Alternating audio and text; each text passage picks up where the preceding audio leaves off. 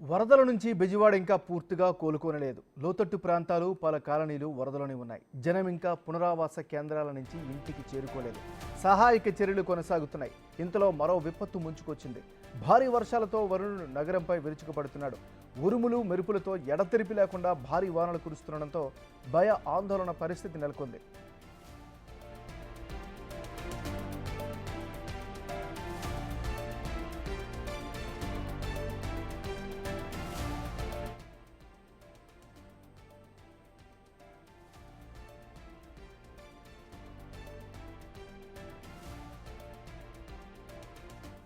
వరద ఉధృతి తగ్గినా విజయవాడ ముంపులోనే ఉంది. 5 రోజులుగా లక్షల మంది జల దిగ్బంధంలోనే ఉన్నారు. వరదలో వెళ్తూ ప్రాణాల మీదకు తెచ్చుకుంటున్నారు. సింగనగర్ పరిస్థితి గురించి ప్రత్యేకంగా చెప్పనక్కర్లేదు. వరదల దాటికి మొత్తం మునిగిపోయింది. వందలాది వాహనాలు నీటిలో నానుతున్నాయి. చాలామంది ఇల్లు ఖాళీ చేసి కట్టుబట్టలతో బంధువుల ఇళ్లకు వెళ్ళిపోయారు.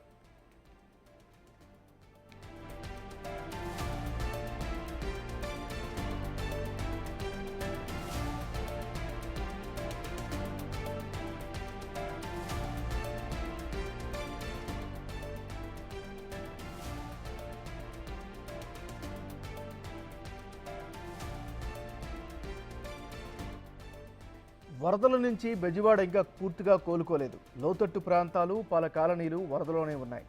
జనం ఇంకా పునరావాస కేంద్రాల నుంచి ఇంటికి చేరుకోలేదు. సహాయక చర్యలు కొనసాగుతున్నాయి.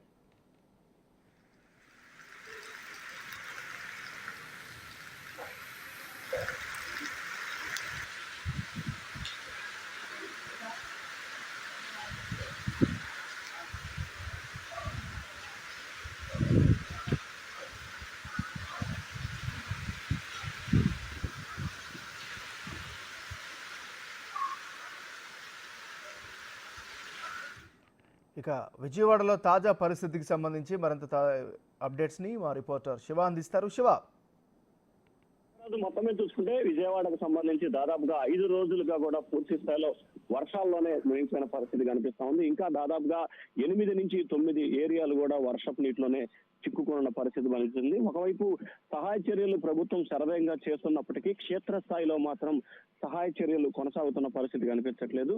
అందిన వారికే సహాయ చర్యలు అందుతున్నాయి. లోతట్టు ప్రాంతాలు, శివారు ప్రాంతాల వారికి మాత్రం ఇంకా సహాయ చర్యలు మాత్రం అందడంలో జాప్యం కొనసాగుతోంది.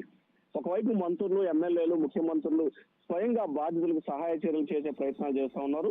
ఇంకొక వైపు డ్రోన్ కెమెరాలు, హెలికాప్టర్లు, ఎన్డీఆర్ఎఫ్ సిబ్బంది ద్వారా సహాయ చర్యలు కొనసాగిస్తున్నప్పటికీ పూర్తి స్థాయిలో అంటే దాదాపుగా 100కి 100% అందుకునే పరిస్థితి ప్రస్తుతం కనిపించట్లేదు. అయితే గత 2 రోజుల కాలంగా చూసుకుంటే నిన్న మాత్రం దాదాపుగా 90% మంది వరద బాధితులకు పూర్తి స్థాయిలో కూడా సహాయ చర్యలు ఏదైతే అందినట్లు కూడా ప్రభుత్వం అంచనా వేసింది.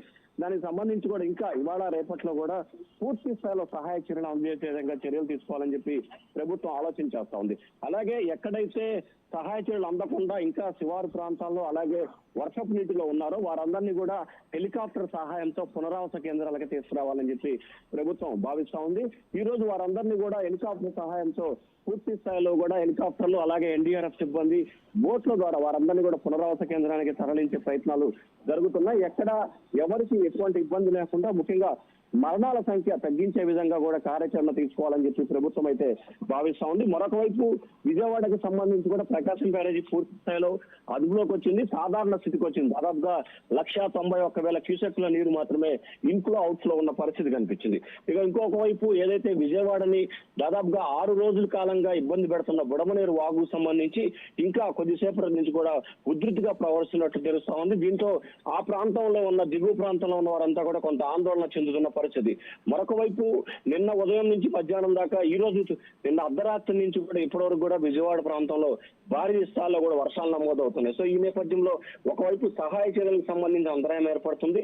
ఇంకొక వైపు బాధితులు ఎవరైతే ఉన్నారో వారు బతుకు జీవుడా అని చెప్తూ కూడా ఆందోళన అయోమయంలో పడ్డ పరిస్థితి కనిపిస్తోంది. సో ఓవరాల్ గా చూసుకుంటే విజయవాడకు సంబంధించి ఒక రకమైన విషాద సంఘటనగానే కనిపిస్తా ఉంది. దీన్ని పూర్తి స్థాయిలో కంట్రోల్ తీసుకొచ్చేందుకు ప్రభుత్వం ఎన్ని చర్యలు తీసుకుంటున్నా గానీ వాతావరణం ఏమాత్రం కూడా అనుకున్న సంబంధించలేదని చెప్పి కూడా మనం భావించాలి. కానీ దాదాపుగా 3 రోజుల క్రితం అయితే 2,07,000 మంది వరద బాధితులు ఇళ్లలో చిక్కుకున్న పరిస్థితి కనిపించింది. కానీ తాజాగా కేవలం అది మాత్రం 35,000కే చేరుకుంది. ఇది మాత్రం చాలా శుభ పరిణామం. కానీ మృతుల సంఖ్య మాత్రం ప్రస్తుతం గుంటూరు అంటే ఉమ్మడి గుంటూరు, ఉమ్మడి కృష్ణా జిల్లాలకు సంబంధించి దాదాపుగా 34 మంది చనిపోయినట్లు కూడా అధికారిక లెక్కలు చెప్తా ఉన్నాయి నాగరాజు. Thank you Shiva.